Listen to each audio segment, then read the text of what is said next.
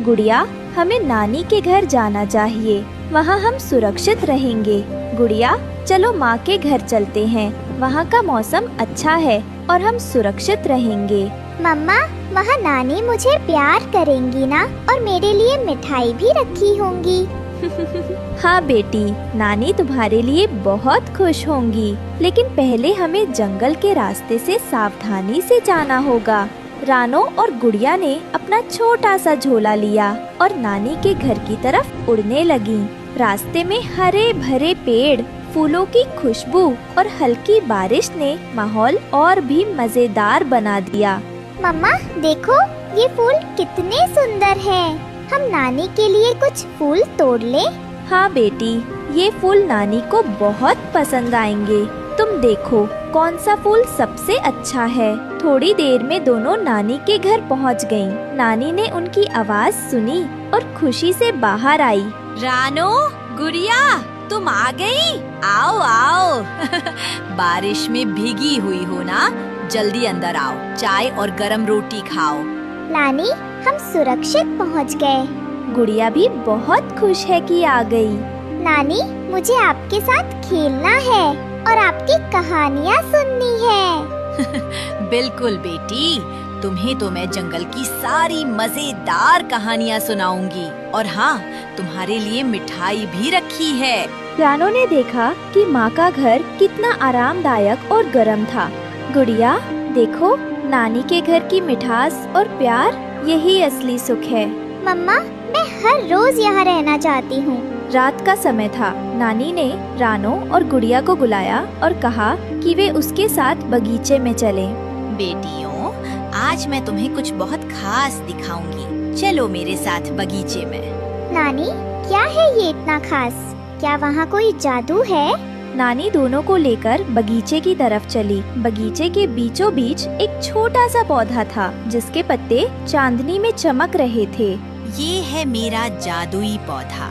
देखो बेटियों, इसके पत्ते और फूल सिर्फ दिखने में सुंदर नहीं हैं। ये हर इच्छा पूरी करने की ताकत रखता है, लेकिन केवल अच्छे कामों के लिए।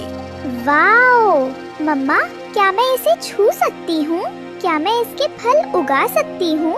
ध्यान से बेटियों, इस पौधे की शक्ति बहुत बड़ी है। इसे सिर्फ भलाई के लिए इस्तेमाल करना चाहिए, खुद के लिए लालच मत करना। मैं समझ गई माँ, हम इसका इस्तेमाल सिर्फ दूसरों की मदद के लिए करेंगे। देखो बेटी, आज हम पहली बार इस पौधे की मदद से कुछ उगाएंगे, लेकिन याद रखना, इसे सिर्फ जरूरतमंदों के लिए इस्तेमाल करेंगे। रानो ने पौधे के पास हाथ रखा और धीरे धीरे कहा, पौधे प्यारे, तुम्हारी शक्ति से हमारे लिए फल और फूल उगाओ, लेकिन सिर्फ भलाई के लिए। जैसे ही रानो ने कहा, और कुछ ही पल में छोटे छोटे मीठे फल और रंग बिरंगे फूल उसके सामने उगाए। मम्मा देखो, कितने सुंदर फल और फूल। जैसे ही रानो और गुड़िया फल लेने लगी, एक तेज आवाज आई। ये क्या देख रहा हूँ मैं? ये जादुई पौधा? कालू कौआ को जादुई पौधे का राज पता लग चुका था। अब वो उसे चुराने की योजना बनाने लगता है। अगर मैं ये पौधा अपने पास रख लूं, तो सारी ताकत मेरी होगी, कोई मुझे रोक नहीं सकता। एक रात कालू कौआ चोरी से नानी के घर आया और पौधे को उखाड़ कर ले गया। अब ये जादुई पौधा मेरा है। मैं इसके फल और फूल बेचकर जंगल में सबसे अमीर बन जाऊंगा, कोई मुझे नहीं रोक पाएगा। कालू ने पौधे को अपने पंजों में कस कर पकड़ा और ऊंचे पहाड़ों के बीच एक सुनसान जगह की ओर उड़ गया। वहाँ उसने सोचा कि कोई नहीं आएगा और यह पौधा अब हमेशा उसका रहेगा। सुबह जब रानो बगीचे में गई, तो उसने देखा जादुई पौधा गायब था। ओ नहीं गुड़िया, हमारा जादुई पौधा कहाँ गया? कोई इसे चुरा कर ले गया है। मम्मा, क्या हम उसे ढूंढ सकते हैं? रानो, गुड़िया, इस पौधे की ताकत बहुत बड़ी है, लेकिन याद रखो, केवल साहस और समझदारी से ही आप इसे वापस ला सकती हो। हाँ नानी, हम इसे वापस लाएंगी। गुड़िया तैयार हो जाओ, हमें साहस दिखाना होगा। रानो और गुड़िया ने जंगल में कालू कौवे का पीछा करना शुरू किया। रास्ते में उन्होंने सबसे पहले अपने पुराने दोस्त तोता तोती से मदद मांगी। तोते भैया, क्या आपने किसी अज्ञात पक्षी को कुछ ले जाते देखा है? हाँ, मैंने कालू कौआ को दूर दराज की तरफ उड़ते देखा है। वो पहाड़ों की तरफ गया है। धन्यवाद भैया, हमें जल्दी जाना है। रास्ते में उन्होंने बिंदिया चिड़िया से भी मदद मांगी। बिंदिया, कालू कौवे का पीछा करने में हमारी मदद करो। मैं जानती हूँ कि वो कहाँ गया होगा। मैं तुम्हें रास्ता दिखाऊंगी, लेकिन सावधान रहो, रात हो चुकी है।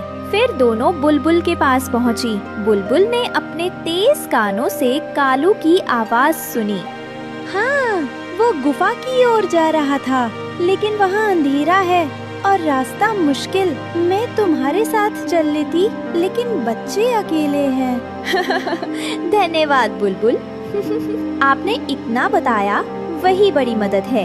रात होने के कारण जंगल में सब कुछ अंधेरा था। रानो और गुड़िया गुफा तक पहुंच गईं, लेकिन अंधेरे में कुछ दिखाई नहीं दे रहा था। तभी जुगनू चमकते हुए आया। डर मत, मैं तुम्हें रास्ता दिखाऊंगा। मेरे प्रकाश से तुम सुरक्षित गुफा तक पहुंच सकती हो। धन्यवाद जुगनू। अब हम देख पाएंगी। जुगनू की मदद से रानो ने देखा कि जादुई पौधा गुफा के कोने में रखा है। गुड़िया, जल्दी, हमें पौधा सुरक्षित ले जाना होगा।